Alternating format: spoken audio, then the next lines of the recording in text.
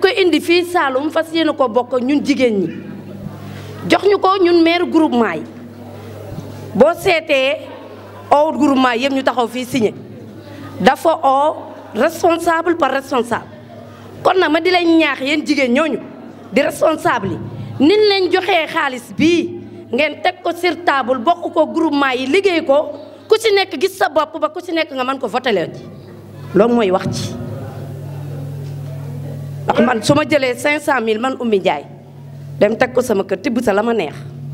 ñett sama ginnaaw ëllëg du ma leen mën a yëkkati naa leen kaa leen voté ji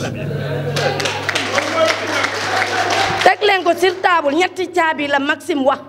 dafa wër di daje ay mbooloo ngeen koy wan mbooloo kon xaalis bi neen ko bokk ak mbooloo ma liggéey ko ku nekk génne sa initiative nii la ñuy jënd jaay ko wala nii la ñuy defee ñëpp gis ci seen bopp boobaa ku ma ne Oumy Ndiaye jóga ku ma wax jógal ñu voté ci da ngay jóg liggéey bi foofu la.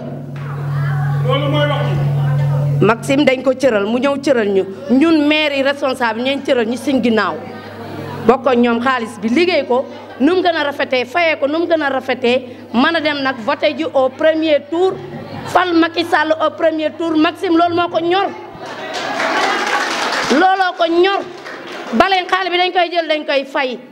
làqatu beeg dugg lant bi génn lant bi nañ ko bàyyi na leen jël xaalis bi te xam ne kii daf ñoo digoon ndékki jox ñu ko dig ñu añ jox ñu ko kon nag reer bi mu ñu dig danañ sa jot ba jot njogonal na leen fas yéene ñu jàpp takkoota ba naxante bi bàyyi leen naxante bi assurance de conscience yi lu tubaab naan assurance de conscience Maxime financé la 500000 nga toog bi ñu ne suba la voté ñu ñoo jox la 2000 jënd la nga dem voté doo mën a wax Macky au premier tour de doo ko mën a wax na leen am suñ fulay am suñ fayda ñoo tardé suñ bopp benn leader naxu ñu ñooy nax suñ bopp. maa ngi leen di nuyu ku si nekk sa tur ak sa sant di kontaan nag si lii monsieur Maxime Montero defal jigéen ñi Nioro ndax yàgg dañ leen koo dig te gisuñu ko man nag du ma def rek lu may gërëm ko di ko sant au nom de tous les groupements de femmes là qui sont présentes ici. léegi nag lu ñu leen di ñaax mooy su bési voté ba yéen jigéen ñi Nioro ngeen teel a dem togg seen voté ji ñëw taal seen añ buñ ne suba la voté bi ngeen teel a dem marché xam ne fajar teel ngeen dem voté ji ñëw taal seen añ yi ngeen jiital seen njaboot jiital seen jëkkër xam ne le président Macky Sall rek moo ñor monsieur Maxime Montero ba tax mu tax financé leen financement yi ngeen fexe nag ba financement yi ngeen fay ko ndax seen moromi jigéen yeneen moromi jigéen ñëw fay kii amaat léegi nag duñ def lu may rek remercier monsieur Maxime Montero au premier tour rek au soir du 24 février au premier tour rek lañ bëgg monsieur Macky Sall am fi 98%. li ñu réunir tey li tax ñu daje tey deuxième séquence financement wu femme la première séquence bi jàll na si weer yee passé ma diggoon leen ni que dinaa dellu si waat bi ma leen njëkkoon financé dafa si liste bi dafa amoon groupement yu bëri yu desoon groupement yooyu tamit taxaw di exprimer seen besoin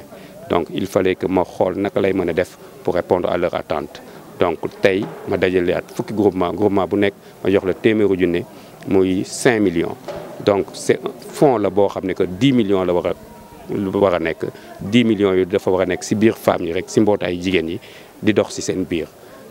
ce qui est poursuivi en termes d'objectif mooy permettre leen ñoom ñu am trésorerie bu doy boo xam ne que mooy tax ñu mën a jël en charge pleinement leur projet. li may xaar déjà du lu may demander sax parce que ñoom dañ ma fekk si li ma bëgg ñoom ñëpp ay militantes APR lañu dama gën a ñëw pour gën leen dooleel won leen ne que elles ont fait le bon choix. Le bon choix c'est de choisir le président Macky Sall comme leur candidat. Et elles se sont engagées ñoom ñëpp aussi engagé wu nañu ne que le 23 février incha allah si fajar dinañ jóg ñoom ñëpp dem voter inciter seen njaboot ñu voter inciter seen borom kër yi ñu voter Macky Sall ba nga xam ne que bu ñu toogee ba sa takkusaan si wala si guddi gi bu ñu joxee résultat suñu candidat président Macky Sall dina jàll incha allah au premier tour avec un score plus qu'honorable dañuy door rek. mooy ni ma ko kiiwee waxee en parabole ne dañu jóg doxaguñu sax bay daw si daw lañu jëm mooy ne que dina lu ñuy yaatal la département commune bi moom dañ koy dajal incha allah si weer yu néew. parce que dinaa jël 10 millions dugal ko seen biir dooleel leen ñu liggéey si ñeneen ñi nga xam ne que amaguñu dinañ am ñaari weer ñetti weer yu nekk lu bon juróom ba si fukk yeneen groupement dinañ jotaat bu loolu weesoo nag nañ ko génnee si département bi incha allah. loolu si juróom benn fan bi ma jàppee ne que Nioro juróom benn quartier la bés bu nekk dañ ko jagale woon benn quartier. dem di saafonte ak nit ñi di waxtaan ak nit ñi di leen gën a delloo ci seen xel ci li président Macky Sall réalisé au niveau national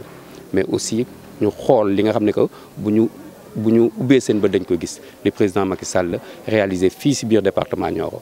bi ñu waxtaanee ak ñoom ñëpp benn kàddu bi lañu am mooy nag Macky Sall liggéey na Nioro liggéey na Sénégal buñ ko doolelee jàpp ko falaat ko au premier tour dina tax ne que dina yokk li mu tàmbali nii fi mu jëmee Nioro fi mu jëmee Sénégal mooy gën a neex donc adhésion la ñoom ñëpp bon